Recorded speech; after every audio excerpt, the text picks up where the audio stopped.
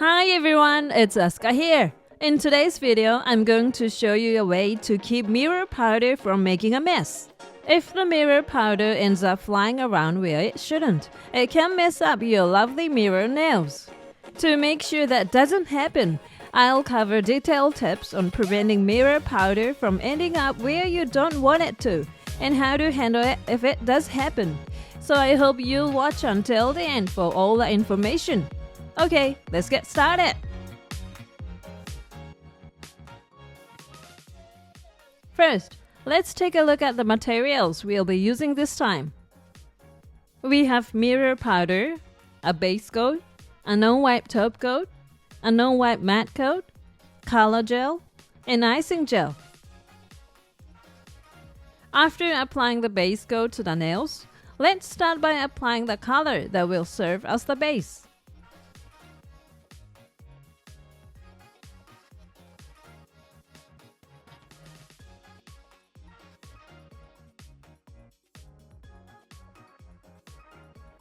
Once you're done applying, cure it.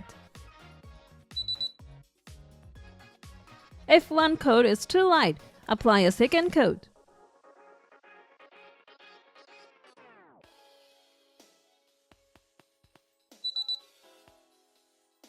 Then, apply a non-wipe matte coat to the entire nail.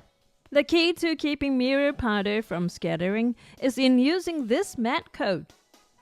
When there's a sticky residue of uncured gel on the nail surface, or if it's all glossy after applying the top coat, the mirror powder might stick to it and become hard to remove from those areas. To prevent this, we start by applying a matte coat here. Even if you are finishing the final design with a glossy top coat for that shiny look, make sure to apply a matte coat at this stage. You don't need to worry, as we can pop a shiny top coat on after we rub the mirror powder in. Once you finish applying the matte coat, cure it. Once you've applied the matte coat to the entire nail and let it cure, the next step is to brush icing gel onto the specific areas where you want to apply the mirror powder. For this design, featuring textured diagonal lines, we are using icing gel. However, if you're aiming for a flat surface like a mirror fringe, using a non-wipe top coat is also suitable for applying mirror powder. Regardless, use a non-wipe gel to ensure that there is no uncured gel residue left in that areas where you'll be rubbing in the mirror powder. This icing gel is also a non-wipe type. This time, I'm using this icing gel to draw diagonal lines. I'm applying a generous amount to create a three-dimensional effect.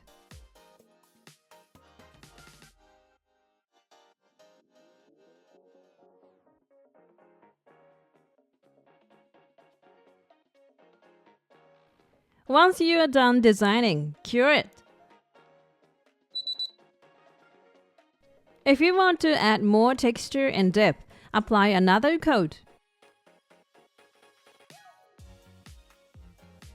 Cure it once you've finished applying.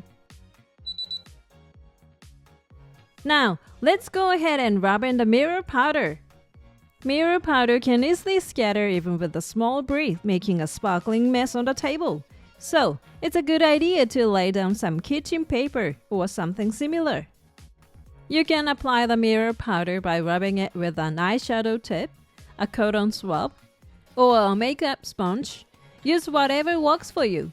If you don't have any tools, you can also rub it in directly with your fingers. When applying the powder, take a small amount at a time and gently rub it in as if you're stroking. Be mindful to avoid getting powder on areas where you don't want it. Even though I was being careful to prevent the powder from sticking, it looks like it has flown around quite a bit in this instance. Now, I'm going to introduce and go over what to do if the powder does scatters. To start, lay down kitchen paper or something similar. Then, use a soft brush, like a blush brush, to gently sweep away any excess powder. This alone has removed a significant amount of powder. The difference is quite clear. But there are still fine powder particles scattered, and it appears glittery. You can also remove this scattered powder too. I'm going to use this. Dampen kitchen paper with ethanol and wipe it away. Be careful not to wipe away the parts with mirror powder.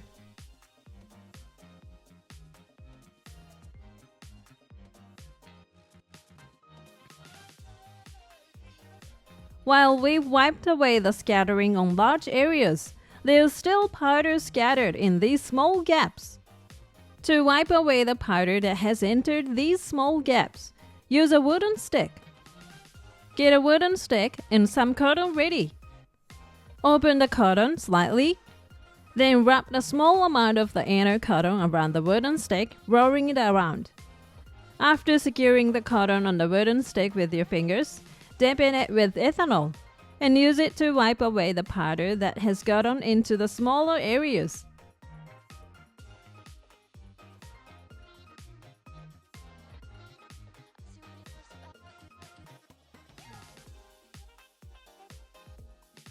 Now the scattered powder is gone and it looks clean.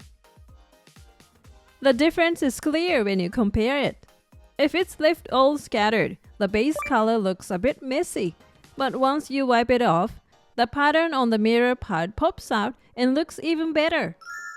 Thanks to applying the matte coat, you can wipe it away like this and keep it there looking clean. I hope everyone give it a go. Now, before you put on the top coat, let's add a little touch. Before the top coat, cover the mirror powder with the base coat. Have you ever noticed the mirror powder wearing off a few days after doing them? To prevent this, try covering the mirror powder with a base coat before applying the top coat. It'll make it less prone to peeling. When applying gel over the mirror powder, use a gentle touch with a brush to avoid applying too much pressure. It's important to be cautious because pressing the brush too hard can lift the mirror powder. Once you finish applying the base coat only to the mirror powder part, go ahead and cure it.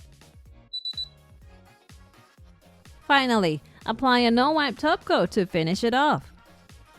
For this video, I've only applied a top coat to the mirrored parts, but feel free to switch up the finishing style by applying it to the entire surface if you like.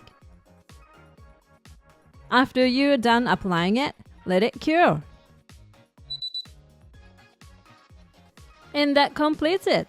You've just achieved a gorgeous mirror nail with no scattering of mirror powder whatsoever. How did you find this method to keep mirror powder from flying around?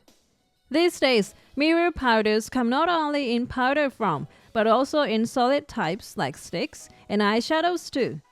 Regardless of the type, preventing scattering enhances the beauty of your nail art, so I encourage everyone to give this method a go and see the difference for yourself. Thank you for watching. If this video was helpful to you, please hit the like button. And if you'd like to see more videos like this, please subscribe to my channel. See you soon. Bye.